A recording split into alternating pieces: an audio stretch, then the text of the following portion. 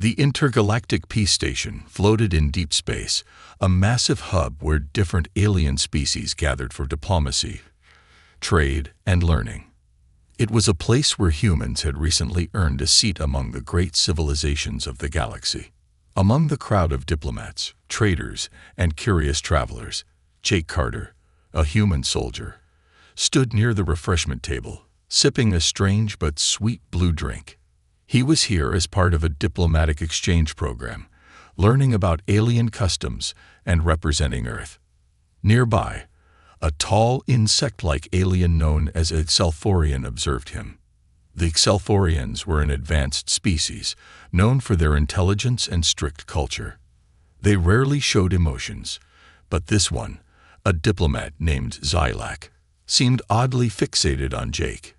Its 4 black eyes blinked rapidly, and its mandibles clicked together in a rhythmic pattern, signs of deep confusion. Xylac had studied many species, but humans were still a mystery. Their anatomy was strange compared to most aliens. They had only 2 arms, 2 legs, and soft skin without scales, fur, or exoskeletons. But something else was bothering Xylac. Something unusual. The Excelforian stepped forward, towering over Jake. Other aliens turned their heads, sensing something important was about to happen. "Human," Xylac spoke, its translator device humming. "I must ask, what is that thing between your legs?" The room fell silent. Every alien within earshot froze. Conversations stopped. Drinks were left halfway to mouths. Even the station's security officers looked over in confusion. Jake, caught completely off guard, nearly choked on his drink. What? Xylac's antennae twitched as it pointed one of its clawed fingers at Jake's lower body. "That object. It appears to be a living organism. Is it a parasite, a symbiotic creature, or is it some kind of hidden weapon?" A reptilian alien standing nearby, a Drakvor warrior, hissed in shock. "Are you saying humans carry a living creature inside their bodies?" Murmurs spread through the crowd. Some aliens took a step back, their eyes filled with curiosity and fear. Others leaned closer, desperate for an answer. Jake's brain struggled to process what was happening. Was this really a conversation he was about to have? In front of an entire space station. He let out a nervous chuckle. "Okay, hold on," he said, raising his hands. "I think there's a big misunderstanding here." But the aliens weren't listening. Xylac turned to a small, floating robotic assistant, which quickly scanned Jake and beeped. A holographic screen appeared, showing a blurry biological structure. The robot announced in a metallic voice, "Analysis complete. A flexible, elongated appendage detected. Possible independent movement observed." The room erupted into gasps. Some aliens shielded their eyes. Others whispered in their own languages. "Impossible," muttered a furry alien from the Uldari species. "Are humans bonded to a symbiotic entity?" A bird-like alien flapped its wings in excitement. "Does it speak?" The Drakvor warrior looked at Jake with newfound respect. "By the stars, is this the secret to human combat strength?" Jake facepalmed. "Oh, for crying out loud." Xylac stepped closer, clicking its mandibles nervously. "Human, are you in control of this creature?" Jake groaned, looking around the room. Dozens of aliens were watching him, waiting for an answer. How did his day go so wrong so fast? "Look," Jake sighed, rubbing his forehead. "I don't have a parasite. I don't have a symbiotic creature. It's just part of human anatomy. That's all." Xylac blinked all 4 eyes. "So it is biological, but not separate?" "Yes." Jake threw up his hands. "It's completely normal." The room remained silent. The aliens weren't convinced. A soft beep interrupted the tension as a small alien child from the Yerna species pulled at its mother's sleeve. "Mom, why don't we have one?" The mother hushed the child quickly, glancing nervously at Jake. Jake felt a migraine forming. This conversation was not going to end anytime soon. Meanwhile, on the other side of the station, A group of high-ranking alien diplomats had just received a report from the security team. The headline read, "Breaking Intergalactic. Humans carry living creatures in their bodies." Their reactions: pure panic. Jake stood frozen, scanning the faces of the dozens of aliens staring at him with wide eyes, twitching antennae, and quivering tentacles. His drink was still clutched in his hand, long forgotten, as the murmurs of the crowd grew louder. "I told you," Jake sighed, rubbing his temples. "It's just a normal part of human anatomy. It's not alive, it doesn't talk, and it definitely isn't a parasite." Zalak's mandibles clicked rapidly, a clear sign of disbelief. "Then why does it move on its own?" Jake groaned. "It doesn't move on its own." A tall, amphibian-like alien stepped forward, its translucent skin glowing faintly. "Human, you claim this entity is not sentient. Yet our scans indicate that it has the ability to change size and structure. How do you explain that?" Jake opened his mouth to argue, but before he could say a word, the Drakvor warrior slammed his massive, clawed fist against a nearby table, shaking the room. "Enough," his deep voice boomed. "I demand to know the truth. Are humans hiding some kind of secret biological weapon? Is this why they are so feared in battle?" "Feared?" Jake asked, raising an eyebrow. The warrior crossed his arms, his scales shimmering under the station's artificial light. "Our intelligence reports claim that human soldiers have incredible endurance, heightened aggression when provoked, and an uncanny ability to survive against impossible odds. Now we find out that you carry something within your body, a hidden force. Tell me, human, is this the source of your power?" Jake let out a sharp laugh. "Oh man, you guys really don't know anything about us, do you?" The crowd pressed in closer, eager for answers. A robotic assistant hovered near Zalak, its single red eye flashing as it displayed a holographic screen. "New data acquired. Human anatomy is highly adaptable. Unexpected biological functions detected." Another gasp rippled through the aliens. A small bird-like alien flapped its wings. "It adapts. Does it have a defense mechanism?" Jake immediately regretted the words about adaptability. "It's not a defense mechanism," he insisted. "And it's not something I can just show you." Zalak's mandibles twitched. "So it remains hidden unless activated." A sudden silence fell over the room. Every alien present was staring at Jake with wide, unblinking eyes. The implications of Zalak's words were setting in. Jake took a deep breath. "Look, I don't know what kind of crazy theories you all are coming up with, but I promise, there is nothing special about my anatomy." The Drakvor warrior growled. "Prove it." "Excuse me. If there is nothing special, then demonstrate." Jake stared in horror. "No, absolutely not." The Drakvor warrior stepped closer. "Then we are forced to assume you are hiding something." Jake ran a hand down his face. "Are you serious right now? You expect me to?" Before he could finish, Zalak turned to a nearby console. "We must document this discovery. This could be the most important biological breakthrough in galactic history." Jake took a step back. "You're not documenting anything." A beeping sound interrupted the chaos. The station's High Council had received the report about the mysterious human biological phenomenon. Within minutes, a group of heavily armored alien guards entered the hall, their leader, a tall, gray-skinned alien with a regal robe. Stepping forward, "We have received reports of an unidentified biological entity within the human species," the council leader announced. "We request the human representative, Jake Carter, to submit to scientific examination." Jake nearly fainted on the spot. "Oh, you have got to be kidding me." The guards approached, scanning Jake with high-tech devices. The moment the readings came in, their expressions changed. One of them whispered something to the leader. The leader's eyes widened. "Incredible," he muttered. "This changes everything." Jake couldn't take it anymore. "You know what? Fine. I'll explain it to you. but you are not going to like the answer." The room fell silent. Every alien leaned in, desperate for the truth. Jake took a deep breath, knowing full well that this would go down as the most awkward conversation of his life. "All right, let's settle this once and for all." Jake took a deep breath, staring at the crowd of eager, wide-eyed aliens who were practically vibrating with anticipation. This was not how he had imagined his day going. "All right," he said, raising his hands to silence the murmuring crowd.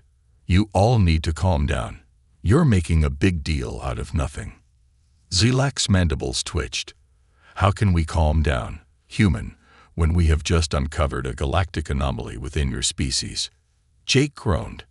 "It's not an anomaly." The High Council leader, still standing at the edge of the crowd, narrowed his glowing yellow eyes. "Human Jake Carter," he intoned, "if this is not an anomaly, then why does every species here find it so perplexing?" Jake rubbed his temples. "Because you guys don't understand how human biology works." A deep guttural growl rumbled from the Drak-4 warrior. "Then explain it." Jake let out a nervous chuckle. "Trust me, you really don't want that explanation." The tension in the room grew thick. Every alien stared at him, unblinking. He could hear the whirring of scanning devices, the clicking of mandibles, the soft hum of robotic assistants recording every second of this bizarre interrogation. One of the avian species, a short, feathered alien named Kretil, hopped forward. "Human, we have analyzed your history. You are known for outstanding resilience. Your bodies are highly adaptable, your immune system's incredibly efficient, and yet this particular feature of yours defies all our known records. It changes size. It moves. It reacts to stimuli in ways we cannot understand." Another alien piped up. "What if it is a biological weapon?" The room erupted into chaotic discussion. Jake's eyes widened. "Whoa, whoa, a weapon? Are you serious?" Zilak's robotic assistant hovered closer. "Weapons are typically concealed until deployment. Could this mini sandworm be an example of human biological evolution, creating an organic, retractable weapon?" Jake wanted to dig a hole and disappear. "It is not a weapon," he shouted. "Then what purpose does it serve?" the council leader asked, folding his hands behind his back. Jake stared at them, dumbfounded. He felt like he was having the worst conversation of his life. How in the universe was he supposed to explain this in a way that wouldn't break their fragile, overly analytical minds? He sighed.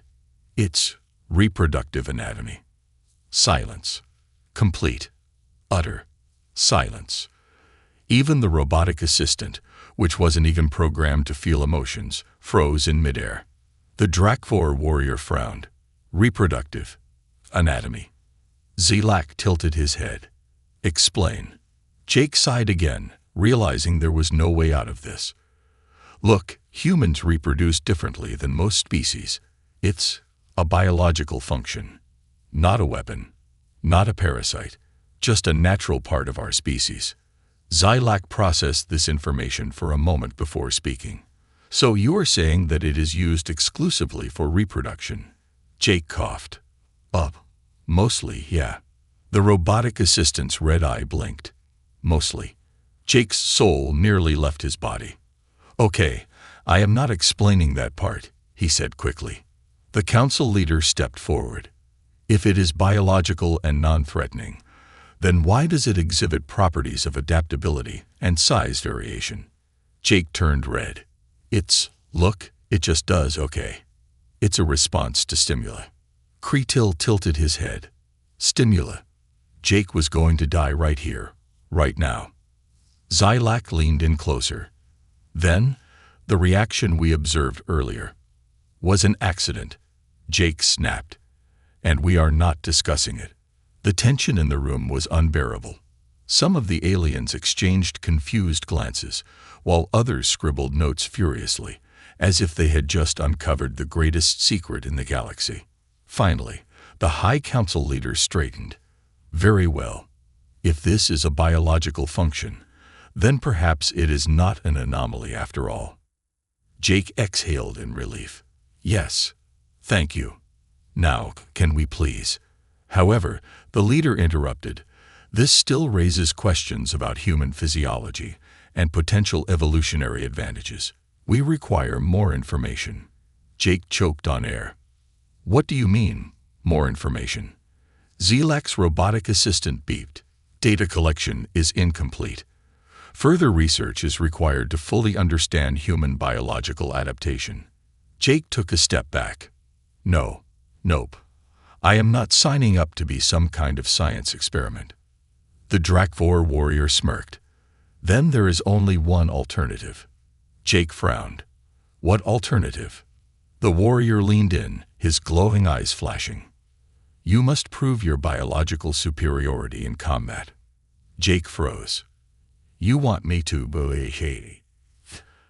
The Drakvor warrior grinned, baring his sharp fangs. You claim that this is not a weapon. But your species is known for its tenacity in battle. If your biology grants no advantage, then prove it in the arena. The entire room exploded with cheers. Jake's stomach dropped. This was getting worse by the second. Jake stood frozen, his mind racing. Combat. They wanted him to fight. The alien crowd around him buzzed with excitement. The Drakvor warrior, standing a full foot taller than Jake, smirked in satisfaction. His muscular frame, covered in thick, obsidian scales, made him look like a walking tank. This was not a fight Jake wanted to be in. Guys, Jake started, raising his hands cautiously. I think there's been a misunderstanding. I'm just an engineer. I fix ships, not break bones. Zelak tilted his head. Yet humans are historically known for their combat skills. It is said your kind has waged war for millennia, adapting and evolving in battle. Jake sighed. Yeah, but that doesn't mean every human is a warrior. The Drakvor warrior growled, stepping closer. His sheer size and presence made Jake feel like a child standing next to a battle-hardened gladiator. Then prove your claim, the warrior rumbled. Jake's heart pounded. And if I refuse? The High Council leader cleared his throat. Refusal would imply deception. If you have been dishonest about your mini sandworm being a weapon, then further testing may be required. Jake's eyes widened. What kind of testing? A small robotic drone floated near his face. A full biological scan, cross-referenced with genetic manipulation potential, followed by specimen dissection for research purposes. Jake nearly fainted. Dissection. You people are insane. The Drakvor warrior cracked his knuckles. Then fight me. Jake looked around desperately. The aliens were way too excited about this. Some of them were placing bets. Others were recording the moment on their holo-devices. This was entertainment for them. Jake exhaled, rubbing his face. He had no choice. It was fight or become an alien science project. Fine, he muttered. But I'm warning you, I have no idea what I'm doing. The warrior grinned. We shall see. The combat arena was nothing like Jake had expected. Instead of an advanced, high-tech battlefield, it was a circular pit filled with shifting metallic sand. Above them, a domed energy shield prevented any escape. The audience sat in rising tears, shouting and cheering in multiple languages. Jake took a deep breath, standing at the center of the arena. He was dressed in his regular clothes, jeans, a utility vest, and boots, not exactly combat gear. Across from him, the Drakvor warrior stomped onto the battlefield. His armor gleamed under the artificial lights. Jagged metal spikes jutted from his shoulders, and his claws flexed eagerly. A booming voice echoed over the arena speakers. Begin. Jake barely had time to react before the Drakvor charge. Oh crap. Jake dodged to the side just in time to avoid being crushed by a swinging claw. The air rippled from the sheer force of the warrior's attack. Faster than I expected, the Drakvor growled, his yellow eyes gleaming. Jake stumbled backward, his brain working overtime. He needed a strategy, fast. He looked around the arena. The metallic sand beneath his feet was shifting, moving unnaturally, almost like liquid metal. He had no idea how it worked, but if he could use it to his advantage. The warrior lunged again. Jake ducked and rolled, narrowly avoiding another deadly strike. His heart pounded. There was no way he could win a direct fight. Then, an idea struck him. "You guys think humans are great warriors, right?" Jake called out, trying to buy time. Zelak, watching from the observation deck, nodded. "Your history suggests so." Right, Jake muttered, eyeing the sand beneath his feet. "But our real strength isn't just brute force. It's adaptability." The warrior snarled. "Enough talking." He lunged forward. Jake waited until the last second, then jumped backward, landing on an unstable patch of the metallic sand. The ground shifted beneath his weight, sucking him in slightly. The warrior, too focused on his charge, stepped directly onto the same unstable ground. And that's when Jake struck. He twisted his body and kicked a chunk of the shifting sand toward the warrior's face. The fine, metallic grains got into his eyes, blinding him instantly. The Drakvor roared in frustration, stumbling backward. Jake didn't waste time. He dove forward, grabbed the warrior's arm, and yanked him off balance. The warrior's massive weight worked against him. He tripped, landing hard on his back. The crowd erupted. Jake, panting, scrambled to his feet. He had no idea how he had just pulled that off. The warrior growled, blinking rapidly. His eyes were still filled with metallic sand. "You fight dirty, human," he grumbled. Jake smirked. "We call it fighting smart." The High Council leader stood from his throne. "The human has demonstrated strategic superiority in combat. The match is over." The energy shield flickered off. The warrior, still sitting in the sand, let out a deep chuckle. "Clever," he admitted. "Perhaps humans truly are as unpredictable as the records claim." Jake collapsed onto the ground, exhausted. He had survived. For now, Jake lay on his back, staring at the glowing energy dome above the arena. His heart was still hammering in his chest, his muscles sore from the intense fight. Around him, the alien crowd roared with excitement. "That was insane," he muttered under his breath. A shadow loomed over him. The Drakvor warrior, still dusting metallic sand from his armor, extended a massive clawed hand. Jake hesitated, but then reached up and accepted the help. The warrior pulled him to his feet with surprising ease. "You are not the warrior I expected," the Drakvor rumbled, his voice no longer filled with arrogance. Jake smirked, rubbing his sore arms. "Yeah, well, neither am I. Like I said, I'm an engineer, not a gladiator." The High Council leader stepped forward. His eyes studied Jake with newfound interest. "It seems we have underestimated the human ability to adapt and strategize. You have earned the right to continue among us. For now." "Great," Jake muttered. "That's really reassuring." Zelak approached, his antennae twitching in excitement. "That was brilliant, Jake. You manipulated the arena's environment to your advantage, even without prior knowledge of its properties. I must document this for the archives." Jake sighed. "Glad someone's enjoying this." The crowd began to disperse, murmuring among themselves. Some of the aliens still eyed Jake with skepticism, while others whispered in admiration.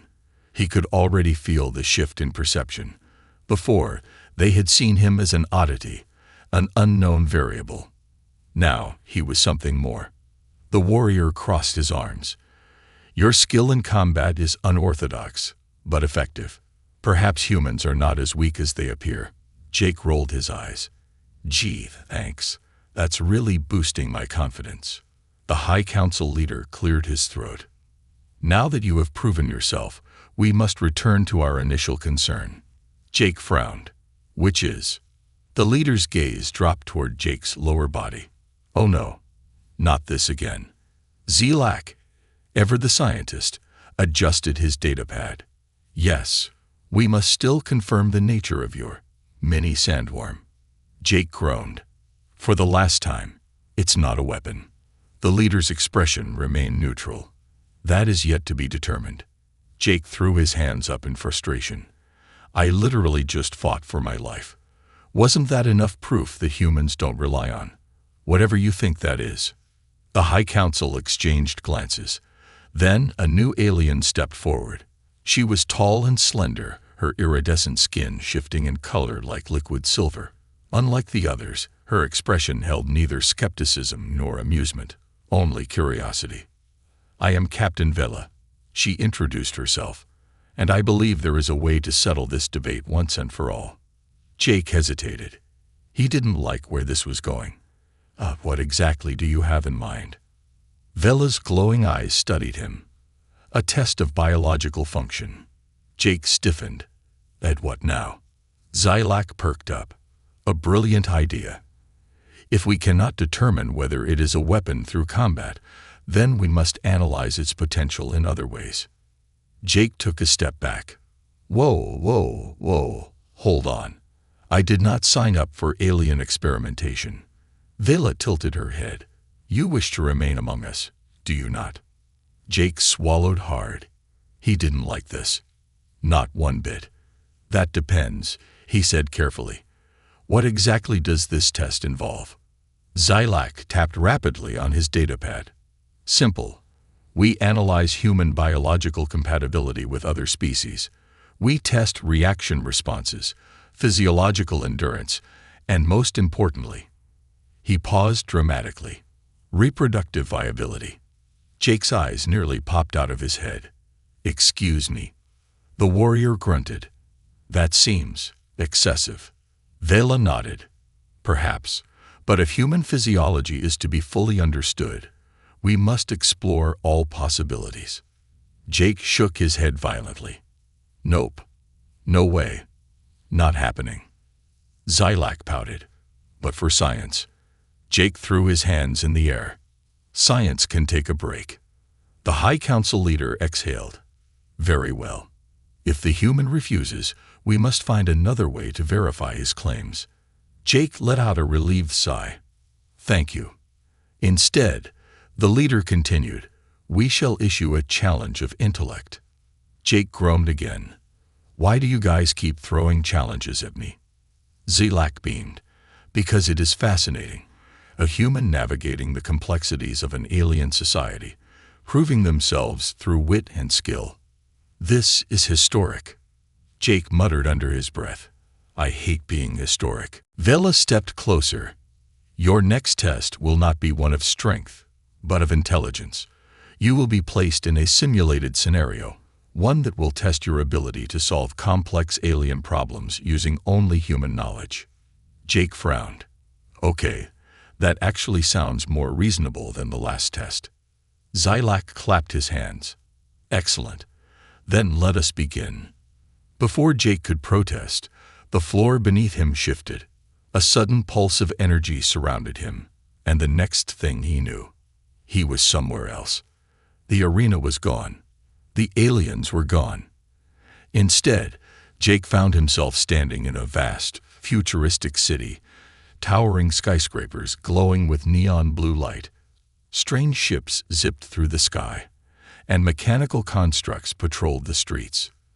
A deep, automated voice echoed around him. Welcome to the trial of intelligence. Solve the crisis before time runs out, or be erased from existence. Jake's stomach dropped. Oh, come on. The test had begun. Jake barely had time to react before a countdown appeared in the sky above the futuristic city. A massive red timer hovered over the skyline, its glowing numbers ticking down from 1 hour.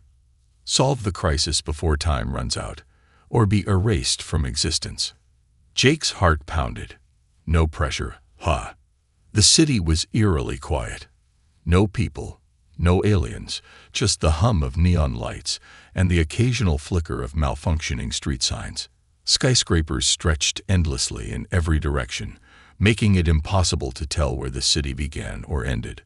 A message appeared in midair, floating in glowing alien text.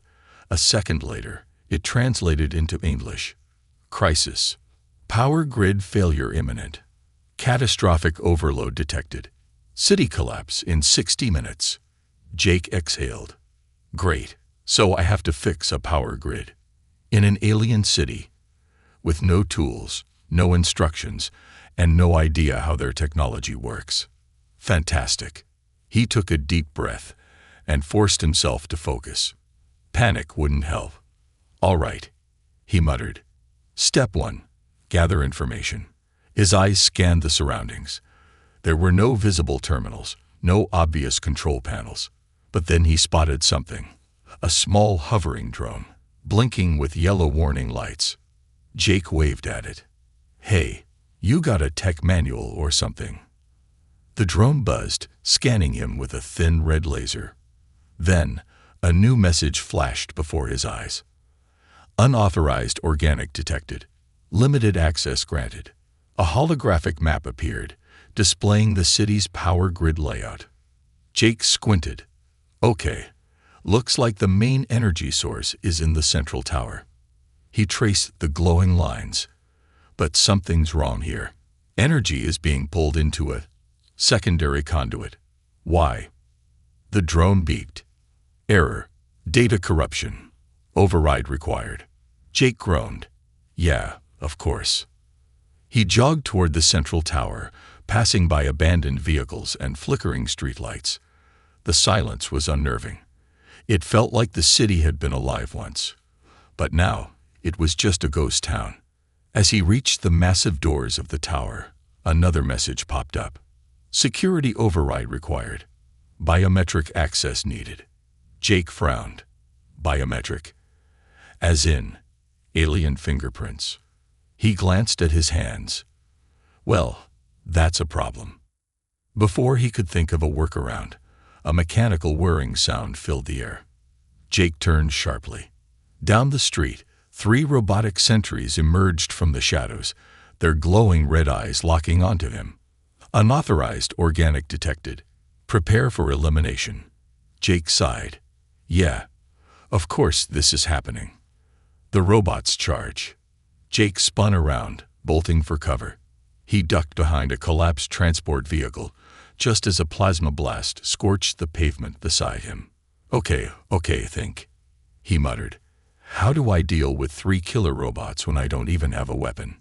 His eyes darted to the street signs. They were still flickering with residual energy. A plan started forming in his mind. All right, let's see if alien engineering follows the same rules as Earth's. He reached into the transport vehicle's exposed wiring and yanked out a thick power cable. Sparks flew as he dragged it across the ground. The robots advanced, weapons charging. Jake waited. Closer, closer. The moment the first robot stepped near the exposed wires, Jake jammed the cable into the ground.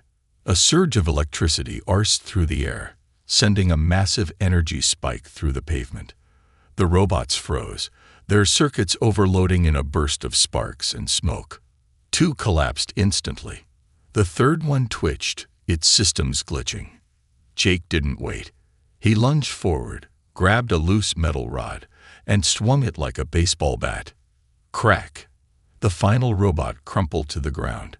Jake exhaled. Woo! Never thought my old baseball skills would come in handy in an alien city. With the sentries down, he turned back to the security panel. He still needed biometric access. His eyes flicked to the fallen robots. A grin spread across his face. All right, let's see if I can cheat the system. He pried open one of the robot's control units, exposing its scanning module. With a bit of rewiring, he rerouted the biometric scanner to accept his own DNA signature. The tower doors slid open. Jake pumped his fist. Yes. He sprinted inside, where a massive power core pulsed in the center of the room. Another message appeared in the air. Catastrophic failure in 30 minutes. Manual reset required. Jake cracked his knuckles. All right. Time to save an alien city. Jake wiped the sweat from his forehead as he stared at the massive power core. It pulsed with an unstable red glow, sending sparks flying across the metallic floor. The entire room hummed with raw energy, and the heat was almost unbearable. The holographic message hovered in the air. Critical failure imminent. 25 minutes until system collapse. Jake gritted his teeth. He had no idea how alien technology worked, but he knew one thing. If he didn't figure this out fast, the entire city would be wiped from existence. He scanned the room. Thick cables ran from the core to various terminals, blinking with unfamiliar symbols.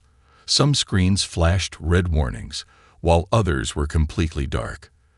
The air was filled with the crackling sound of electrical surges. Jake took a deep breath. All right. Think, man. What's the fastest way to stop an overload? He traced the power lines to a control panel near the core.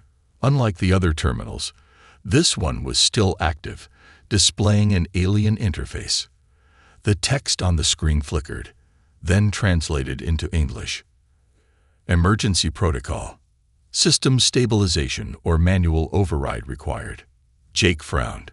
Manual override? That sounds promising. He tapped the screen, and a new prompt appeared. Warning. Manual override will require core synchronization. Biological signature detected. Synchronization possible. Jake blinked. Wait. Biological synchronization. What does that even mean? Before he could react, metallic arms extended from the console and latched onto his wrists. Whoa! Hey! I didn't agree to this. A jolt of energy surged through his body, and suddenly, his mind was flooded with alien data. Images flashed before his eyes. Blueprints, schematics, power flows. It was like the city itself was uploading knowledge directly into his brain.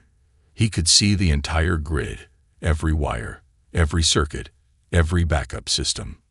Then, he felt something else. A presence. A consciousness. The city wasn't just a machine. It was alive. A voice echoed in his mind. It was calm, yet urgent. You are not one of us. And yet, you have come to save us. Why? Jake was stunned. Wait, what? Who is this? I am the core, the heart of this city. My functions are failing. You must decide. Stabilize me, or shut me down. Jake swallowed hard. He felt the city's pain. It was suffering, its systems collapsing under the weight of corruption. But shutting it down, would that mean killing it? Jake hesitated. There has to be another way. The core pulsed. Time is running out. Choose. Jake's mind raced. Stabilization might work, but if it failed, the explosion would be even worse. Shutting it down would be safer, but would it destroy the city's soul? Then, he noticed something in the data stream, a third option. A hidden subroutine buried deep in the system. Jake focused on it, and suddenly, a new command appeared. Reset system to original parameters. Restore balance. Jake's eyes widened. That's it. A full system reset. But the core shuddered. Reset will erase all corrupted files, including me. Jake's stomach clenched. No, there has to be a way to keep you intact. The core was silent for a moment. Then, its voice softened. If you reset me, I will return. But I will not remember. I will be new. Jake exhaled. Like a fresh start. Yes. The city trembled. Alarms blared. The timer was now at 10 minutes. Jake clenched his fists. All right. Let's do this. He reached out and pressed the reset command. The entire tower rumbled. The red glow of the power core flickered, then shifted to a soft blue. The corruption began to fade. Power stabilized. Screens rebooted. The trembling stopped. Jake felt the presence of the core one last time. Thank you. And then, silence. The system had reset. The core was gone. Jake collapsed to the floor, breathing heavily. The city was safe, but the AA had been reborn. Would it remember him? Would it still be the same? Only time would tell. But for now, Jake had done what he came to do. He had saved a world that wasn't his own.